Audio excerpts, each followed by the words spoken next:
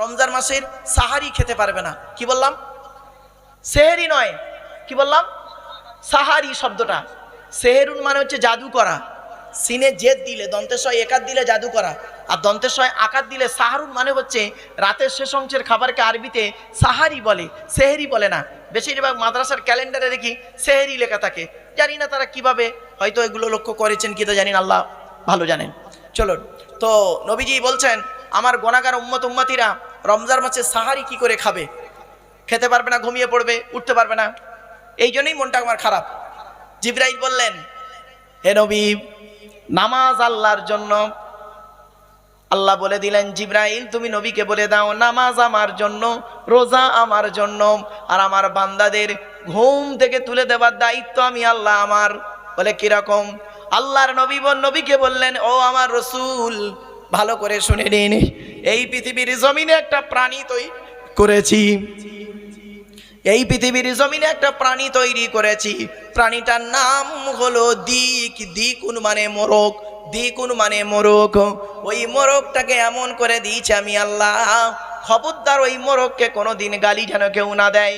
আল্লাহর নবী বললেন, লা তাসুবুদ্দিকা ফা ইন্নাহু ইউকিজুলিস সালাত। হাদিস।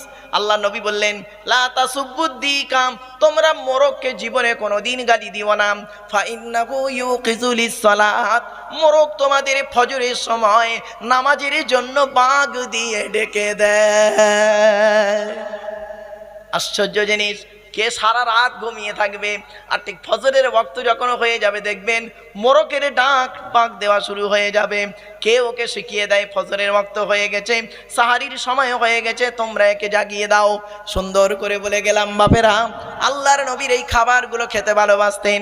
এরপরে বিশ্ব নবী মুহাম্মদুর রাসূলুল্লাহ সাল্লাল্লাহু আলাইহি ওয়াসাল্লাম সকলের সঙ্গে মেলামেশা করতে ভালোবাসতেন। সকল শ্রেণীর লোকের সঙ্গে নবীজি কথা বলতেন। এমনকি ছোট বাচ্চার কথায় গুরুত্ব দিতেন, আর বুড়ো মানুষের কথায় গুরুত্ব দিতেন, রাজার কথায় গুরুত্ব দিতেন, প্রজার কথায় গুরুত্ব দিতেন, আর নেতা মন্ত্রীর কথায় গুরুত্ব দিতেন, আবার ফকির দরবেশের কথাও নবী গুরুত্ব দিতেন। আর আমাদের মধ্যে কি হয় জানেন?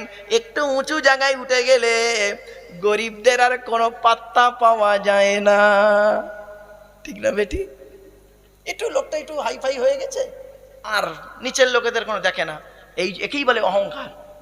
আল্লাহ পাক বলছেন, কিসের অহংকার করিস? এই হাড়োয়ার মানুষেরা, পুকুরের মানুষেরা কিসের অহংকার তোদের? টাকা টাকা, কটাকার মালিক। আল্লাহুল গনি ওয়া আনতুমুল ফুকারা, আমি আল্লাহ হলাম ধনী, তোরা সব ফকিরের বাচ্চা। জোরে বলুন সুবহানাল্লাহ।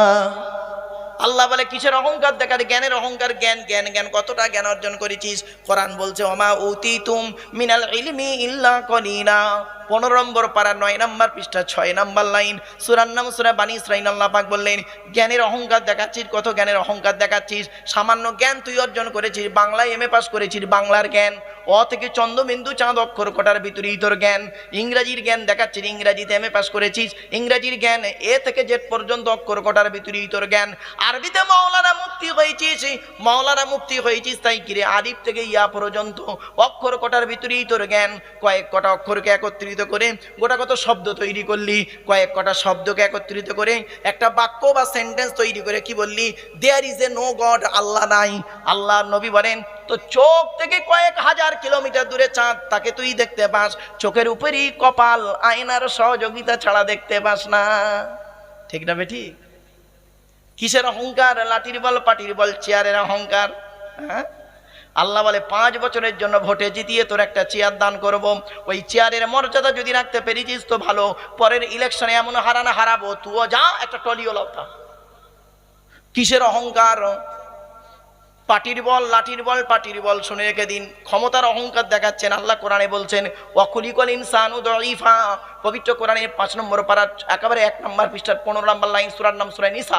আল্লাহ বলছেন, ক্ষমতার অহংকার দেখাচ্ছিস? কিসের ক্ষমতার অহংকার? ওয়াকুলিকুল ইনসানু দাঈফা, আমি আল্লাহ মানুষকে তৈরি করেছি দুর্বল করে, দুর্বল করে।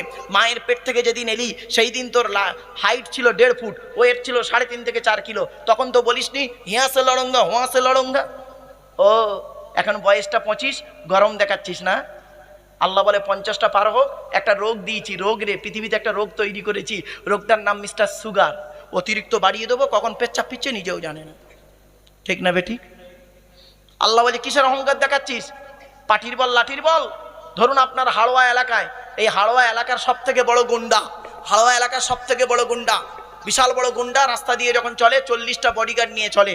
সামনে 10টা বডিগার্ড, পেছনে 10টা বডিগার্ড, ডান দিকে 10টা বডিগার্ড, বাম দিকে 10টা বডিগার্ড, 40টা বডিগার্ড নিয়ে AK-47 রাইফেল নিয়ে চলে। জনগণ তার সামনে মুখ খুলতে পারে না। আল্লাহ বলছে এই 40টা বডিগার্ডের বাবার ক্ষমতা নাই, ওর ভেতর থেকে আমি আল্লাহ তোর 12টা বাজাবো, দেখবি লাল লাল কাঠ পিঁপড়ে 4 পিস লুঙ্গির ভেতর ঢুকিয়ে দেবো, এমন জায়গায় কামড়াবে ছটপট ছটপট ছটপট ছটপট ছটপট করছে। তখন বডিগার্ডরা বন্দুক নিয়ে বলছে স্যার স্যার কি হয়েছে স্যার, স্যার কি হয়েছে? তখন স্যার তখন বলছে আর বলিস না, লুঙ্গির ভেতরে 4টে কাঠ পিঁপড়ে ঢুকেছে, বের করতে পারছি না, কেমন জায়গায় কামড়াচ্ছে, ফুলেও যাচ্ছে, বলতেও পারছি না, কি করি? তখন বডিগার্ডরা বলছে স্যার দাঁড়ান, আমরা একটা মিটিং বসি, meeting meeting meeting core meeting. তা কোর মিটিং কর, তো কি মিটিং করবি কর, করে আগে ঠিক কর। তখন মিটিং করে বলছে স্যার একটা সিদ্ধান্ত এসছি আমরা। বলো কি সিদ্ধান্ত? বলছে ফায়ার। লুঙ্গির ভেতরে ফায়ার করবো স্যার, কার করবো? হট, লুঙ্গির ভেতরে ফায়ার করবি, শেষ। আল্লাহর কোরআন বলছে ওয়ালা তুসাইর খাদ্দাকা লিন-নাসি ওয়ালা তামশি ফিল আরদি মারহা ইন্নাল্লাহা লা ইউহিব্বু কুল্লা মুখতালিন ফখুর। পারা নাম্বার 21 পৃষ্ঠা নাম্বার 11, লাইন নাম্বার 14, সূরার নাম সূরা লুকমান, আল কোরআন। আল্লাহ পাক বলছেন এই পৃথিবীতে কোনোদিন অহংকার করে চলাফেরা করবি না। আমি আল্লাহ কোনোদিন কোনো অহংকারকারীকে ভালোবাসি না।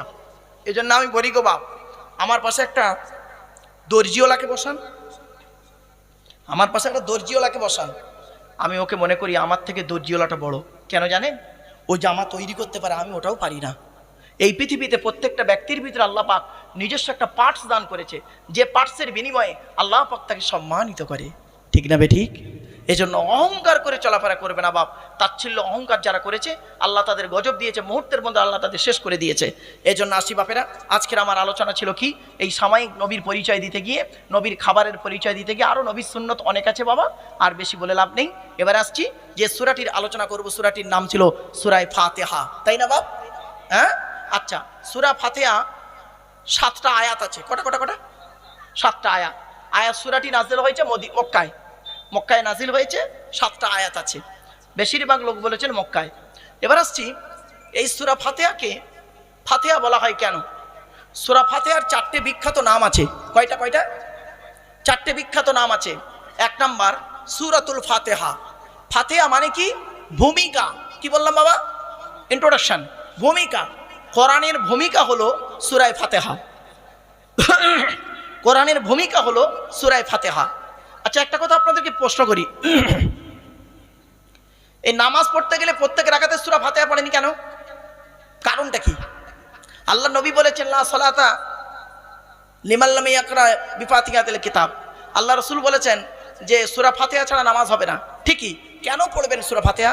সূরা ইয়াসিন দিয়ে শুরু করলে হবে না নামাজের প্রথম রাকাত? না, সূরা ফাতিহা দিয়ে শুরু করতে হবে। কারণটা কি শুনে নিন। সূরা ফাতিহাকে প্রত্যেকটা আয়াতের প্রশ্ন করবেন, প্রত্যেকটা আয়াতের প্রশ্ন করলে উত্তর আসবে আল্লাহ।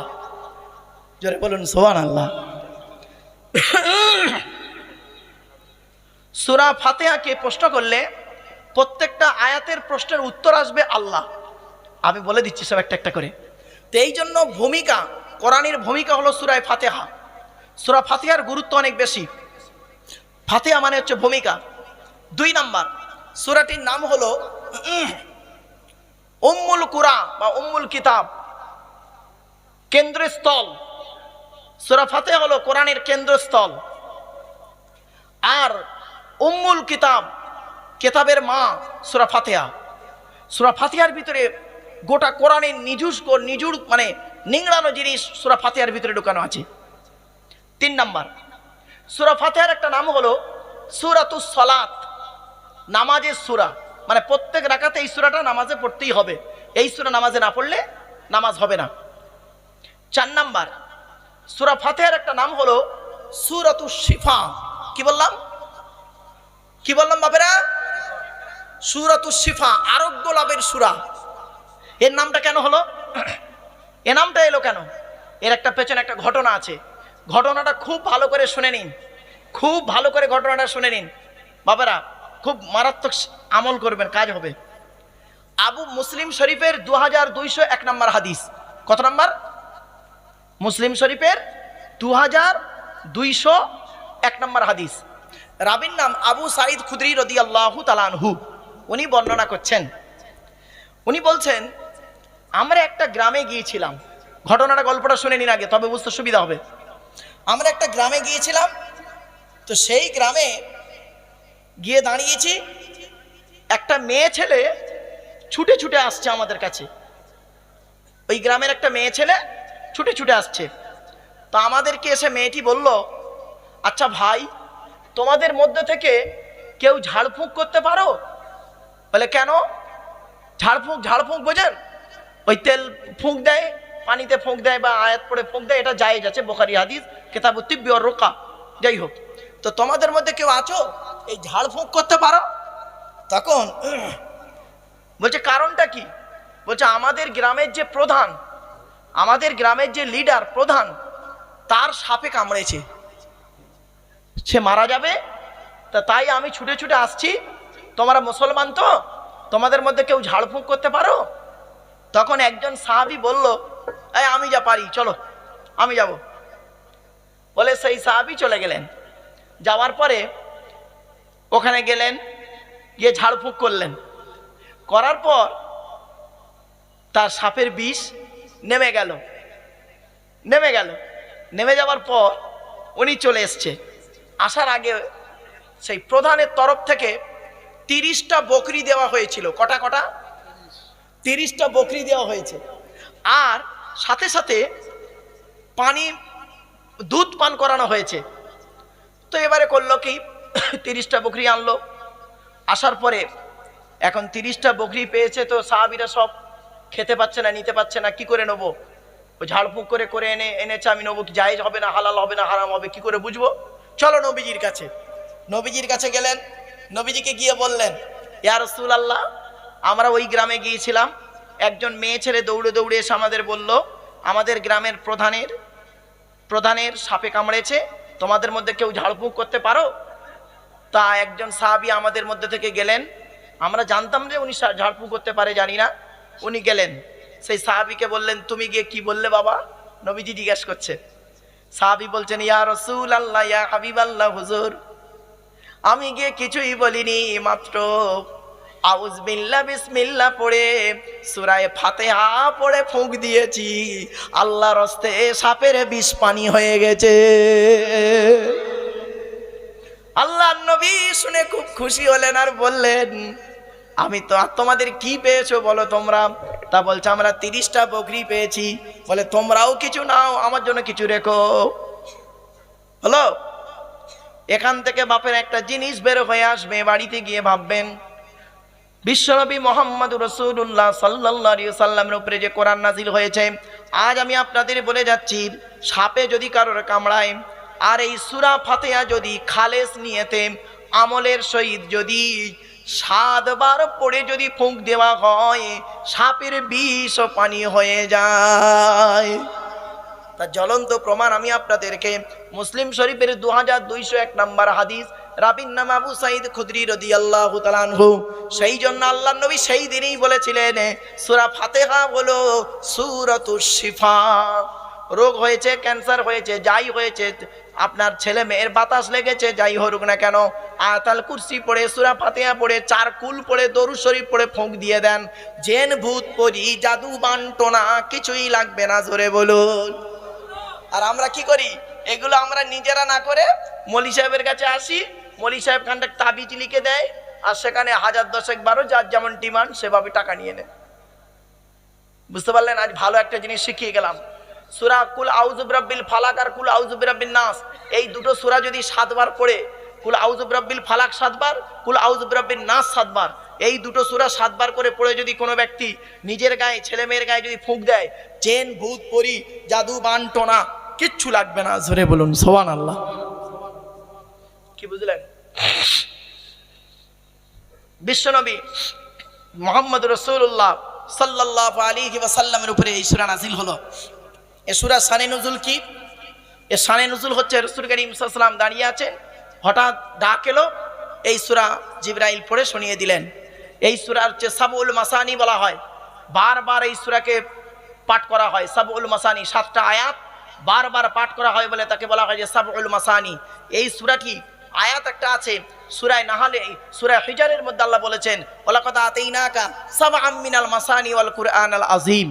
বাপরে বাপ, মারাত্মক বড় সূরা, এর ইজ্জত গুরুত্ব মহত্ব অনেক বড় বেশি। তাই সেই সূরা, এই 4টে নাম আপনাদেরকে বললাম। 1 নাম্বার সূরা ফাতিহা, সূরাতুল ফাতিহা ভূমিকা সূরা। 2 নাম্বার হলো কি সূরাতুল উম্মুল কুরআন, উম্মুল কিতাব বলা হয়েছে। 3 নাম্বার বলা হয়েছে কি সূরাতুস সালাত, নামাজের সূরা। 4 নম্বরে বলা হয়েছে সূরাতুশ শিফা, আরোগ্য লাভের সূরা।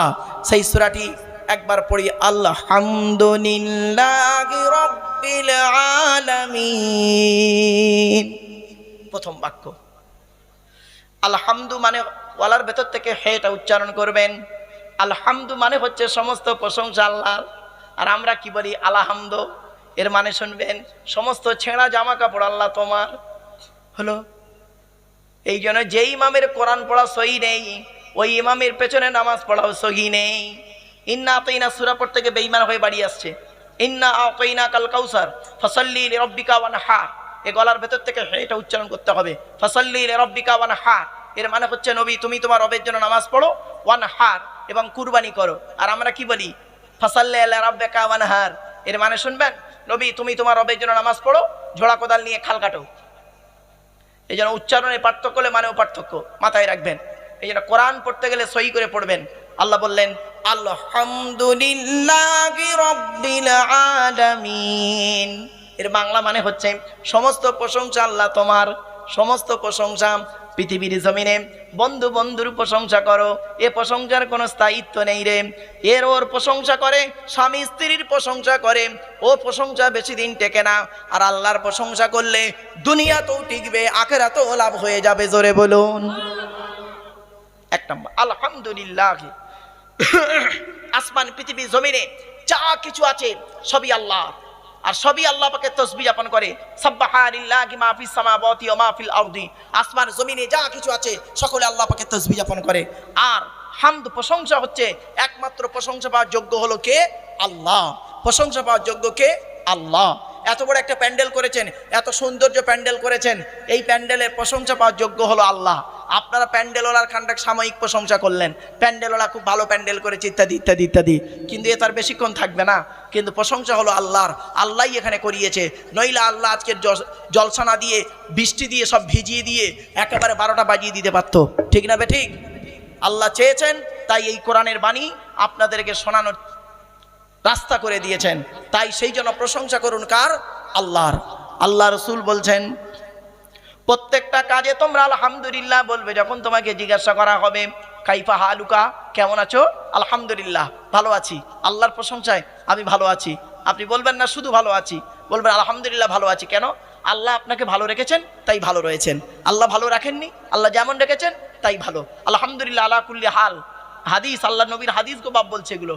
আলহামদুলিল্লাহ আলা কুল্লি হাল, প্রত্যেকটা কাজে আল্লাহ পাক যে হালে রাখে ভালোই রয়েছি।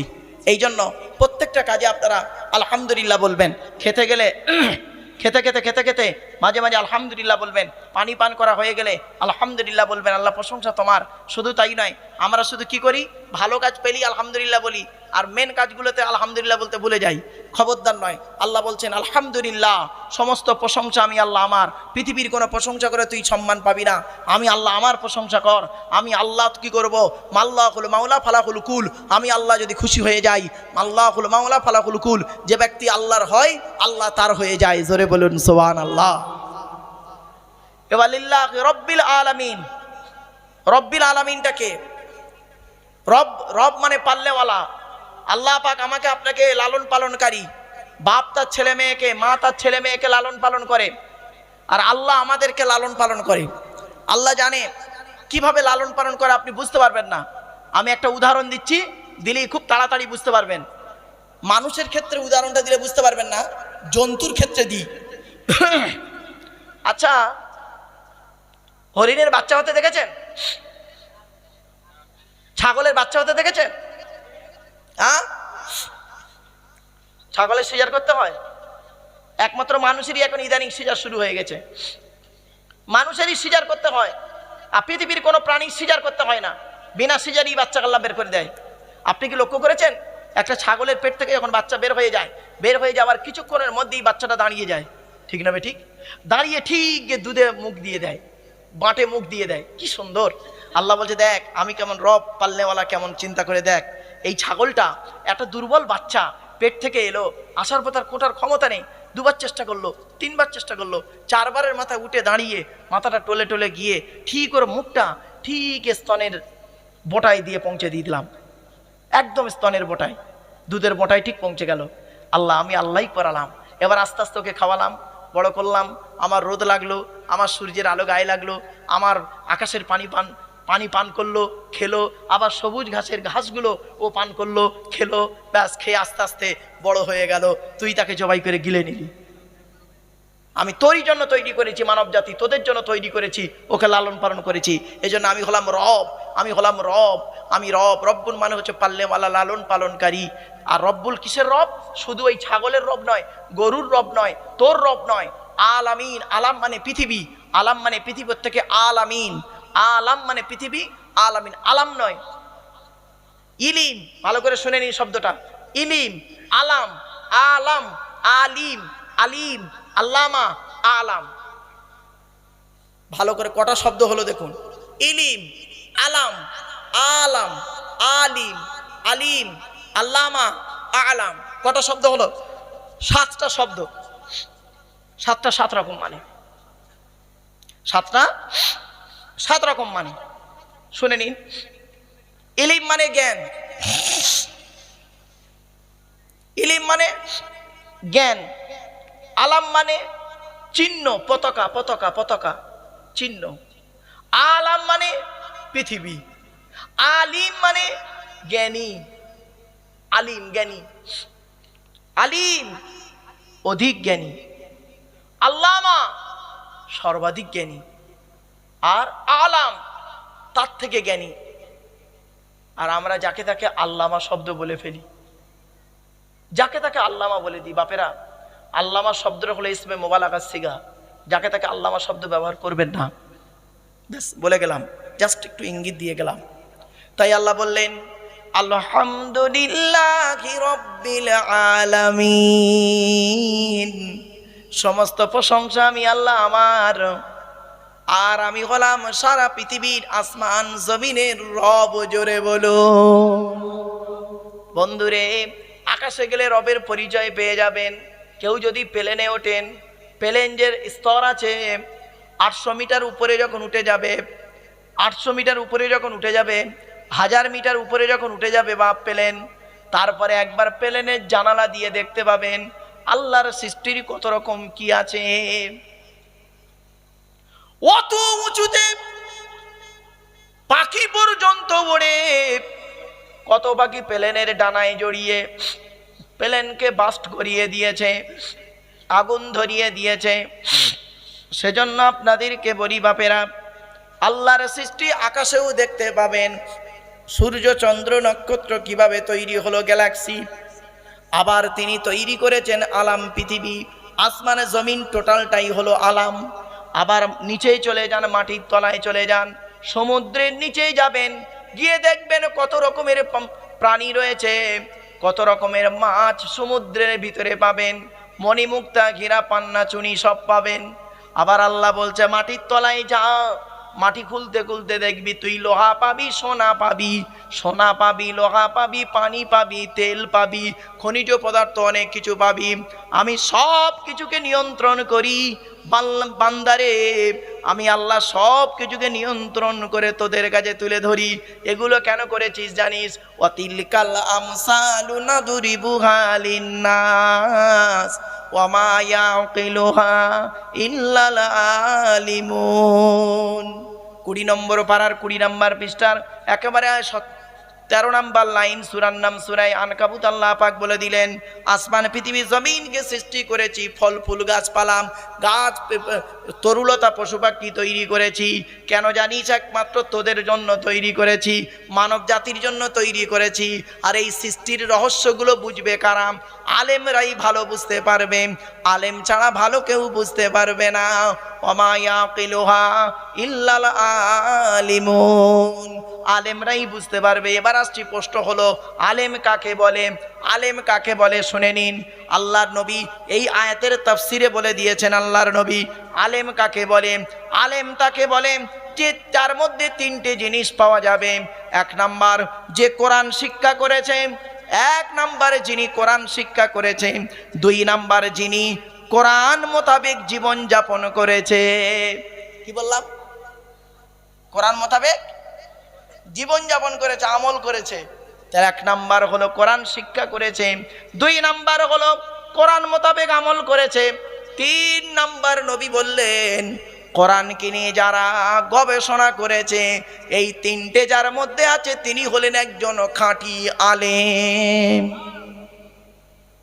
আর এখন কি হয়, হেফজ করেছে, ওয়াজ করতে লেগে গেছে। হাফেজ সাহেব ওয়াজ করছে, নামের আগে হাফেজ কারি মৌলানা মুফতি হয়ে গেল। এই তো হাফেজ, কোরআন পড়েছে, আমল করেনি, 5 ওয়াক্ত নামাজও পড়ে না, রোজাও রাখে না। রমজান মাসে ওই দূরে গিয়ে যেসব হোটেলে দরজা বন্ধ আছে, মানে ঝাঁপ ফেলা আছে, ওই হোটেলে ঢুকে বিরিয়ানি খেয়ে চলে এলো। হাফেজ সাহেব মহাশয়। বাপেরা খুব সাবধান। 5 ওয়াক্ত নামাজও পড়ে না, অনেকে রোজাও ঠিক মতো রাখে না। আর কি বলবো, বেওজুতে ওয়াজ, ও বাবা আর বলে লাভ নেই। বেওজুতে তো হর হামেশাই ওয়াজ চলে। বক্তা যদি বেওজুতে ওয়াজ করে, শ্রোতা যদি বেওজুতে ওয়াজ শোনে, এই বক্তার শ্রোতার মাঝে কতটা রহমত নাজিল হবে আল্লাহই ভালো জানবে। আর যদি বক্তা খালেস নিয়েতে অজু অবস্থায়, পাক পবিত্র অবস্থায় আল্লাহকে খুশি করার উদ্দেশ্যে ওয়াজ করতে বসে, আর শ্রোতা যদি পাক পবিত্র অবস্থায় ওয়াজ শুনতে বসে, এই বক্তার শ্রোতার মাঝে আল্লাহর রহমত নাজিল হবে। জোরে বলো আমার বাপেরা। চলুন, 2 নাম্বার হলো, তাই আল্লাহ বললেন আলহামদুলিল্লাহি রাব্বিল আলামিন, আসমানে পৃথিবী জমিনের মালিক হলাম আমি আল্লাহ। শুধু তাই নাই, সমস্ত প্রশংসা আমার জন্য। আর আমি হলাম সমগ্র আসমান পৃথিবী জমিনের রব, পালনেওয়ালা। যাকে যেটা দেওয়ার দরকার তাকে সেটা দিয়েছি, যাকে যেভাবে তৈরি করার দরকার তাকে সেইভাবে তৈরি করেছি, যাকে যেভাবে মানুষ হওয়ার দরকার তাকে সেইভাবে মানুষ করে দিয়েছি। আরে এই পৃথিবীর জমিনে কত বাপ মারা গেছে, কত মা মারা গেছে। নবজাত শিশু বাপ মারা গেছে 1 মাস আগে, আর যেদিন বাচ্চা হচ্ছে সেদিন মাটাও মারা গেছে। তাহলে ওই বাচ্চাটা কে লালন পালন করবে, তার ব্যবস্থাও আমি আল্লাহ ঠিক করে দিয়েছি। কোনোদিন এতাই ওতাই পড়ে মানুষ হয় না। ঠিক কোনো না কোনো ব্যক্তির মনে হৃদয়ে ভালোবাসা দিয়েছি, সে ওই বাচ্চাটাকে নিয়ে গিয়ে মানুষ করছে। সুতরাং আমি কিভাবে মানুষ করি দেখ, আমি হলাম এমন রব। আলহামদুলিল্লাহি রাব্বিল আলামিন। সেই জন্য সমস্ত প্রশংসা পাওয়ার যোগ্য হলাম আমি আল্লাহ। আমার যত প্রশংসা তোরা করবি, আমি আল্লাহ খুশি হয়ে গিয়ে তোদের এক একটা অক্ষরে 10টা করে নেকি দান করব। 2 নাম্বার, আলহামদুলিল্লাহি রাব্বিল আলামিন আর রহমানির রহিম। আর রহমান মানে দয়ালু, আর রহিম মানেও দয়ালু। পার্থক্যটা কি জানেন? রহমান মানে দয়ালু, শুধু আমভাবে দয়ালু, সাধারণ সকলের জন্য দয়া। হিন্দু, মুসলিম, জৈন, ব্রাহ্মণ, খ্রিস্টান, কুলি, সাঁওতাল, বাগদি, দুলে, সকলে। আল্লাহ বলছে বান্দা শোন, এই পৃথিবীর জমিনে আমার দয়া যদি না থাকতো তাহলে পৃথিবীর জমিনে কেউ বাঁচতে পারতি না। ঠিক না বেঠিক? আল্লাহ বলছেন আমার দয়া, আমার 2টো জিনিস পৃথিবীতে আছে বলে তোরা এখন বেঁচে আছিস। 2টো জিনিস কি কি? ওয়াজালা বাইনাকুম মাওয়াদ্দাতাম ওয়া রাহমা। আমি আল্লাহ 2টো জিনিস দিয়েছি তোদের মাঝখানে। কি কি? 1 নাম্বার দয়া, 2 নাম্বার ভালোবাসা। 1 নাম্বার দয়া, 2 নাম্বার ভালোবাসা। এই দেখেন, দয়া আর ভালোবাসা আছে বলে এই 2টো লোক পাশাপাশি বসে আছে। এ ওর প্রতি দয়া করতে পারে, ওর প্রতি দয়া করতে পারে। এ ওকে ভালোবাসে, ওকে ভালোবাসলে পাশাপাশি বসে আছে। যদি এ ওকে দেখতে না পারতো তাহলে এ এখানে বসতো, ও সেখানে বসতো। ঠিক না বেঠিক? আল্লাহ বলে যেদিন আমি তোদের থেকে এই দয়া আর ভালোবাসা তুলে নেব, সেদিন তোরা নিজেরাই মারামারি করে মারা যাবে। যেদিন আমি তোদের মধ্য থেকে দয়া আর ভালোবাসা তুলে নেব, সেই দিন তোরা নিজেরাই মারামারি করে মরে যাবে। আল্লাহ পাক কোরআনে বলছে এই জন্য। আর রহমান, রহমান মানে দয়া। এই দয়াটা হলো আমভাবে দয়া, এই দয়া থেকে সকলে ভাগ পাবে। আর রহিম মানে দয়ালু, এটা হলো খাসসাতান লিল মুমিনিন, মোমেনদের জন্য। জোরে বলুন সুবহানাল্লাহ। আবার কেউ বলেছেন এই রহমানটা হলো দুনিয়াতে, রহিমটা হলো আখিরাতে। আবার কেউ বলেছেন রহমান দয়ালু, রহিম ও দয়ালু দুটোই প্রায় কাছাকাছি একই, তেমন কিছু পার্থক্য নেই। আপনাদেরকে সংক্ষেপে বললাম। আল্লাহ বলছে আমি আল্লাহ বললাম রহমান, আমার দয়া আর তোর দয়া আসমান আর জমিন তফাৎ। তুই বাপ, তুই ছেলের প্রতি দয়া করেছিস, কিরকম দয়া করেছিস? তোর ছেলে একটা অন্যায় করে ফেলেছে, তোর একটা দামি জিনিস ক্ষতি করে ফেলেছে, তুই কি করলি? তাকে মা ধর দিয়ে কিছুক্ষণ পরে একটু রাগ জাল মিটে গেলে আবার তাকে ভালোবাসিস। আর আমি আল্লাহ, আমার ঘর তো ভেঙে দিয়েছিস, আমার এই করেছিস তাই করেছিস, আমি কিছু বলেছি? কিছু বলিনি। আমি আল্লাহ জানি ঠিক একদিন না একদিন আমার কোরআনের বাণী তোর কানে পৌঁছে যাবে। ওমাইয়া আমাল সুআন আও ইয়াযলিমি নাফসাম সুম্মা ইস্তাগফিরিল্লাহ ইয়াজিদিল্লাহ গফুরুর রহিমা। আল্লাহ বলছে বান্দারি, পৃথিবীর জমিন আমি আল্লাহ তোদের জানিয়ে দিচ্ছি আমি যে দয়ালু, দয়া করেছি। একবার চিন্তা করে দেখ, পৃথিবীর জমিনে তোরা আমার ঘরকে ভেঙে দিয়েছিস, আমাকে অত্যাচার করেছিস, আমাকে গালি দিয়েছিস, আমি আল্লাহ তোদের কিছু বলিনি, কিন্তু আমি আল্লাহ জানি রে একদিন না একদিন আমার কোরআনের বাণী তোদের কানে পৌঁছে যাবে, সেদিন তোরা আমার কাছে তওবা ইস্তেগফার করবি, আমি আল্লাহ তোদের জীবনের গুনাহগুলো মাফ করে দেব। 2 নাম্বার হলো কি মালিক ইয়াউমিদ্দিন, আমি আল্লাহ বললাম মালিক, কিয়ামতের দিনের মালিক। তুইও মালিক, আমিও মালিক। পার্থক্য কি জানিস বান্দা? তুই একটা কারখানার মালিক, তোর কারখানায় 20 জন কারিগর কাজ করে, 2 জন কারিগর তোর বিরুদ্ধে কথা বললে ঘাড় ধরে বের করে দিস। কিন্তু আমি আল্লাহ এমন একটা মালিক, আমার কারখানা, দুনিয়াটা হলো আমার কারখানা, আমার তৈরি চিড়িয়াখানাতে কত রকম মানুষ আছে, কত রকম প্রাণী আছে, সব ছেড়ে রেখে দিয়েছি। বান্দা একবার লক্ষ্য করে দেখিস, এই পৃথিবীর জমিনে আমার তৈরি কারখানাতে তোরা কত ভুল করেছিস, পাপ করেছিস, তবু আমি আল্লাহ যে আমার ডাকিস আল্লাহ বলে যে ডাকিস, নামাজ পড়িস, তারও গাড়ি বাড়ি চাকরি দিয়েছি। যারা আমাকে আল্লাহ বলে ডাকিস না, তাকেও গাড়ি বাড়ি চাকরি দিয়েছি। বান্দা আমি জানি রে জানি, তোরা ফিরে আয়, ফিরে আয়, ফিরে আয়, একবারের জন্য তোরা ফিরে আয়। আমি আল্লাহ তোদের জানিয়ে দিচ্ছি, যদি তোরা ফিরে আসিস তোদের জীবনের গুনাহগুলো আমি আল্লাহ মাফ করে দেব। দুনিয়াতে মালিক আছি, এবার কিয়ামতের মাঠে তোদের মালিকানা তো কেউ থাকবি না। কিয়ামতের মাঠে আমি আল্লাহ হলাম মালিক, সেই দিন আমার বিচার হবে, চুল চেরা বিচার হবে। অনুরোধ করে বলে যাচ্ছি বাপেরা, এই পৃথিবীর জমিন আমরা কি করি? মানুষ মানুষের কাছে ভিক্ষা চাইতে শুরু করি, মানুষ মানুষের কাছে কি করি? মানুষ মানুষের গুণগান করি, আরাধনা উপাসনা করতে যাই। খবরদার নয়, ইসলাম ধর্ম কোনোটাই অ্যাকসেপ্ট করে না। ইসলাম ধর্ম এটাই বলে, ভিক্ষা যদি চাইবি আল্লাহর কাছে চাইবি, ইবাদত যদি করবি তো আল্লাহর ইবাদত করবি। ওয়া'বুদুল্লাহ ওয়ালা তুশরিকু বিহি শাইয়্যা।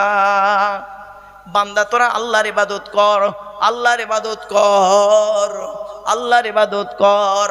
বান্দার ইবাদত করতে যাস না, আল্লাহর ইবাদত কর। আমি আল্লাহ আমার ইবাদত কর, লা তুশরিকু বিহি শাইয়্যা, আল্লাহর সঙ্গে কাউকে শরীক করবি না।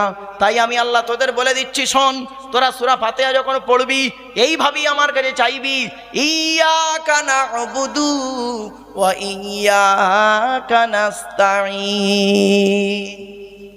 ইয়্যাকা না'বুদুর মানে হলো আমরা তোমারই ইবাদত করি, তোমারই কাছে সাহায্য প্রার্থনা করি। পৃথিবীর কোনো ব্যক্তি বস্তুর কাছে সাহায্য চাই না, ইবাদতও করি না।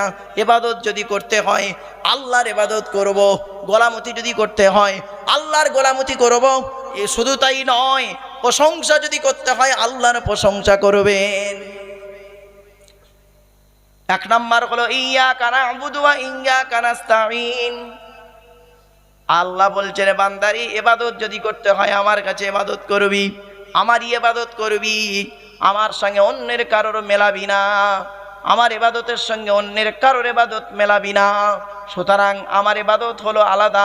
আমি যা যা বলেছি, আর যুগে যুগে নবী রসুল পাঠিয়েছি, তাদেরকে বলে দিয়েছি কিভাবে ইবাদত করতে হবে, কিভাবে চাইতে হবে, আমি সব পদ্ধতি বলে দিয়েছি। তুই গুনাহ করেছিস, এই বলে দোয়া চা, রব্বানা গফির লানা যুনুবানা ওয়া কিনা আযাবান নার, এই বলে দোয়া চা। শুধু তাই নয়, তুই ভালো কামনা করছিস, খারাপ থেকে দূরে সরে থাকতে চাইছিস। রব্বানা আতিনা ফিদ দুনিয়া হাসানাতাও ওয়া ফিল আখিরাতি হাসানাতাও ওয়া কিনা আযাবান্নার। তুই গুনাহ করেছিস, পাপ করেছিস, এই বলে দোয়া চাইবি। রব্বানা যালামনা আনফুসানা ওয়া ইল্লাম তাগফির লানা ওয়া তারহামনা লানাকুনান্না মিনাল খাসিরিন। এই বলে দোয়া চাইবি। বান্দা তুই যখন চাইবি কার কাছে? আমার কাছে চাইবি। কোরআন বলছে ওয়া ইযা সাআলাকা ইবাদি ওয়া ইযা সাআলাকা ইবাদি আন্নি ফাইন্নি করিব উজিবু দাওয়াতাদ দাঈ ইযা দাআনি ফালিয়াস্তাজিবুলি ওয়ালিয়ুমিনু বি লাআল্লাহুম ইয়ারশুদুন। 2 নম্বর পারার একেবারে 7 নম্বর পৃষ্ঠার 8 নম্বর লাইন, সূরার নাম সূরা বাকারার মধ্যে আল্লাহ পাক বলে দিলেন ওয়া ইযা সালাকা ইবাদি, বান্দা যখন আমার কাছে চাইবে, আন্নি ফাইন্নি করিব, আমি আল্লাহ তার খুবই নিকটবর্তী হয়ে যাই। উজিবু দাওয়াতাদ দাঈ ইযা দাআন, সে যখন আমার কাছে যেটা চায় আমি আল্লাহ তার ডাকে সাড়া দিয়ে তার জিনিসটাকে পূরণ করে দিই। বাপেরা, আর আমরা কি করি? নামাজ পড়তে গিয়ে বলি ইয়্যাকা না'বুদু ওয়া ইয়্যাকা নাস্তাঈন, আল্লাহ তোমারই ইবাদত করি, তোমারই কাছে সাহায্য প্রার্থনা করি। আর নামাজ থেকে ফিরে এসে বাবা অনেক সময় অনেক মানুষ কি করে জানেন? নামাজ থেকে ফিরে এসে নামাজে বলে আল্লাহ তোমার ইবাদত করি, তোমারই কাছে চাই, তোমারই ইবাদত করি। আর নামাজ থেকে ফিরে এসে বাবা কোনো মাজারে গিয়ে সেখানে গিয়ে শিরক করে দিই। কোনো মাজারে গিয়ে যদি আপনি বলেন কোনো আল্লাহর ওলির মাজারে গিয়ে যে আপনি আমাকে সন্তান দেন, আপনি আমাকে ছেলে দেন, মেয়ে দেন, আপনি আমার খাবার দেন, আপনি আমাকে রিজিক দেন, এসব বলবেন না, শিরিক হয়ে যাবেন।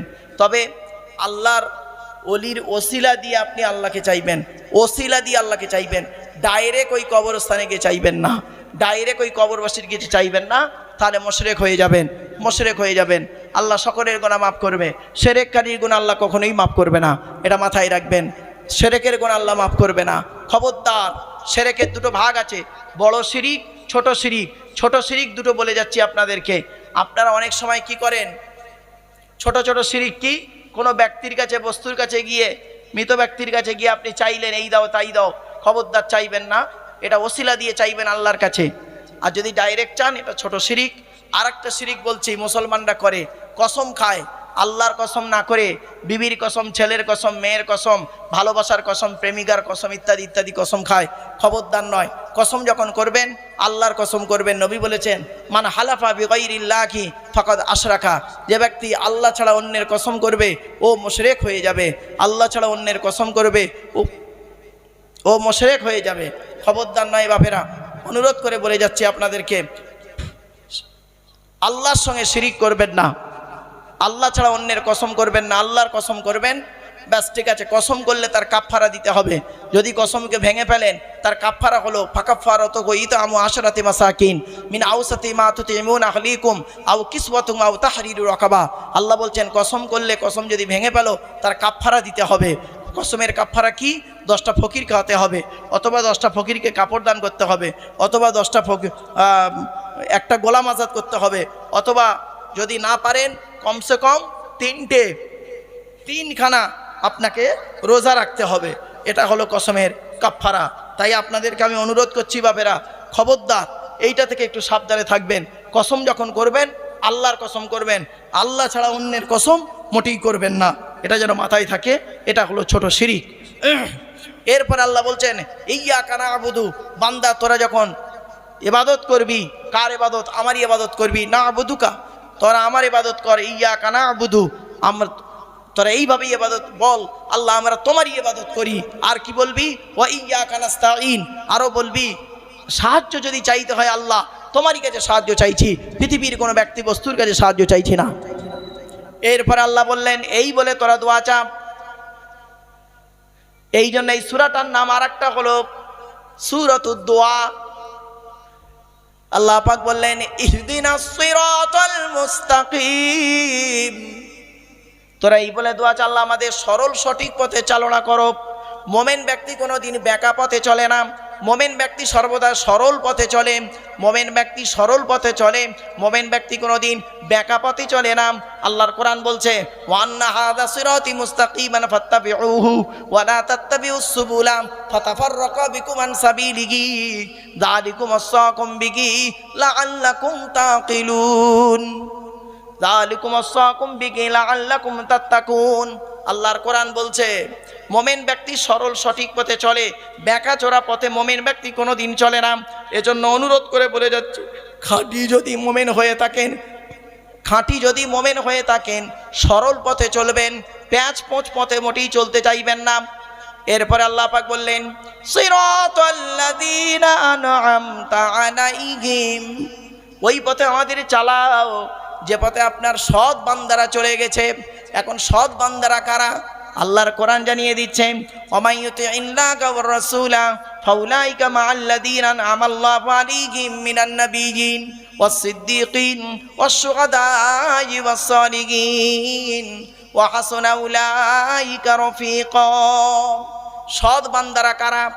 এই জন্য আমি অনুরোধ করে বলে যাচ্ছি, বাবা বন্ধুত্ব যদি করতে হয়, বন্ধুত্ব যদি করতে হয় 4 শ্রেণীর লোকের সঙ্গে বন্ধুত্ব করবেন। 1 নাম্বার হলো নবীদের সঙ্গে বন্ধুত্ব করবেন, নবীরা যে পথ অবলম্বন করেছেন ওই পথ অবলম্বন করবেন। এখন তো নবী চলে গেছেন, নবী বলে গেছেন আল উলামা ওয়ারাসাতুল আম্বিয়া, হাক্কানি আলেমদেরকে রেখে গেলাম, আমি চলে যাচ্ছি, হাক্কানি আলেমদের রেখে যাচ্ছি, হাক্কানি আলেমদেরকে অনুসরণ করুন। আল্লাহ নবী বললেন কুন আলিমান, হাক্কানি আলেম হও। যদি হাক্কানি আলেম হতে না পারো আও মুতাআল্লিমান, হাক্কানি আলেমের ছাত্র হও, তাও যদি সুযোগ না পাও আও মুস্তামিয়ান, হাক্কানি আলেমরা যেটা বলে মনোযোগ সহকারে সেটা শ্রবণ করো, তাও যদি সুযোগ না পাও আও মুহিব্বান, হাক্কানি আলেমদেরকে অন্তর দিয়ে ভালোবাসো। আর 5 ওয়ালা তাকুন খামিসান ফাতুহলিকু, 5 নাম্বারটা হতে যেও না, তাহলে তুমি ক্ষতিগ্রস্ত হয়ে যাবে। এজন্য বাপ এই রকম একজন হাক্কানি আলেমের নাম বলে যাচ্ছি, ফুরফুরার জমিনে শুয়ে আছেন মুজাদ্দিদুজ্জামান দাদা হুজুর পীর কেবলা আবু বকর সিদ্দিক রহমাতুল্লাহ আলাইহি। শুধু তাই নয়, এই রকম একজন হাক্কানি আলেম শুয়ে আছেন বসিরহাটের জমিনে আল্লামা রুহুল আমিন রহমাতুল্লাহ আলাইহি। এই রকম হাক্কানি আলেমেরা শুয়ে আছে। এই হাক্কানি আলেমদের অনুসরণ করুন, এদের রেখে যাওয়া কিতাবগুলোকে ফলো করুন। এরা শরীয়তের বিরোধী কোনো কিতাব লেখেনি, কোরআন হাদিস ইজমা কিয়াসের বাইরে কোনো কিতাব লেখেনি, এরা সঠিক পথে রেখে গিয়েছেন। আরও বড় বড় হাক্কানি আলেমরা আছেন, তাদের অনুসরণ করুন, হাক্কানি আলেমদের অনুসরণ করুন। হাক্কানি আলেমদের অনুসরণ করলে হবে কি, আপনি ইহকাল শান্তিতে থাকবেন, পরকালে জান্নাত পাবেন। নারায়ে তাকবীর, আল্লাহু আকবার, নারায়ে তাকবীর, আল্লাহু আকবার। মাশাআল্লাহ। আমার পরেই যার আসার আগমন করার কথা ছিল তিনি এসে গেছেন, তিনি ঠিক 10:30টায় চলে আসবেন। আলহামদুলিল্লাহ, একবার তাকবীর দেন, নারায়ে তাকবীর। আওলাদে মুজাদ্দিদুজ জামান জিন্দাবাদ, আওলাদু মুজাদ্দিদুজ জামান জিন্দাবাদ, নারায়ে তাকবীর। আল্লাহু আকবার। মাশাআল্লাহ, যার অপেক্ষায় আপনারা ছিলেন তিনি এসে গেছেন, তার জ্ঞান গর্ব বক্তব্য আপনারা শুনবেন। তাই বন্ধুত্ব করতে হবে 4 শ্রেণীর লোকের সঙ্গে। 1 নাম্বার হলো নবীদের সঙ্গে বন্ধুত্ব করবেন। 2 নাম্বার নবী নেই মানে আউলিয়া একরামদের অর্থাৎ হাক্কানি আলেমদের সঙ্গে বন্ধুত্ব, ওয়ারাসাতুল আম্বিয়া যারা, ওয়ারাসাতুল আম্বিয়াদের সঙ্গে বন্ধুত্ব করবেন। আল্লাহর নবী বলে গেলেন হাক্কানি আলেম কাকে বলে। আল্লাহর নবী বলছেন আল্লাহু আজওয়াদু জুদান ওয়া আনা আজওয়াদু বানি আদম ওয়াজাদুকুম বাদি রাজুলুন আলিমা ইলমান ফানাশরাকু ইয়াতি ইয়াউমাল কিয়ামাতি আমিরা ওয়াহিদা। আল্লাহর নবী বললেন কি, আল্লাহ হলেন সবথেকে বড় দাতা, আল্লাহর পরে বড় দাতা হলাম আমি মুহাম্মদ সাল্লাল্লাহু আলাইহি ওয়াসাল্লাম, আমার পরে বড় দাতা হলো ওই আলেম যে ইলিম অর্জন করেছেন, ইলিম মোতাবেক জীবনযাপন করেছেন এবং ইলিমটাকে জনগণের কাছে ছড়িয়ে দিয়েছেন, তার ইলিম থেকে মানুষ উপকৃত হতে পেরেছে। এই শ্রেণীর আলেমরা কিয়ামতের মাঠে এক একটা দলের আমির করে আল্লাহ তুলবেন, জোরে বলুন সুবহানাল্লাহ। তাই বাপেরকে অনুরোধ করে বলে যাচ্ছি, 1 নাম্বার হলো নবীদের সঙ্গে বন্ধুত্ব করুন, 2 নাম্বার হলো সিদ্দিকিন।